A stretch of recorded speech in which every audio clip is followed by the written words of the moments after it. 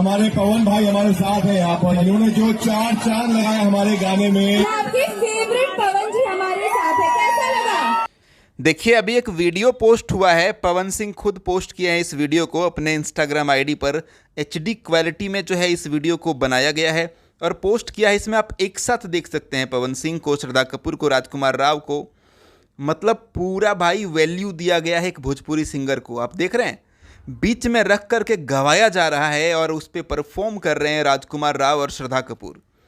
इससे बड़ी बात और क्या ही हो सकती है एक भोजपुरी के सिंगर के लिए। बॉलीवुड में जाकर हिंदी गाना गा देते हैं और फिर पूरा सम्मान, पूरा हक, पूरा अधिकार दिया जाता है भाई, क्रेडिट दिया जाता है। आप देखिए कि हाँ भाई साहब आप ही ने गाया है इस गाना को और हम जो है इस गाना में परफॉर्म किए थे मूवी में, यहाँ पर भी हम परफॉर्म करेंगे, आप गाइए। आप देखिए यहाँ पे ये गाना जो है पवन सिंह ने गा रखा है स्त्री 2 मूवी में। आई नई गाना का टाइटल है और उस मूवी के लिए जो है उस मूवी सॉन्ग के लिए कल सारेगामा म्यूजिक पर रिलीज हुआ कल।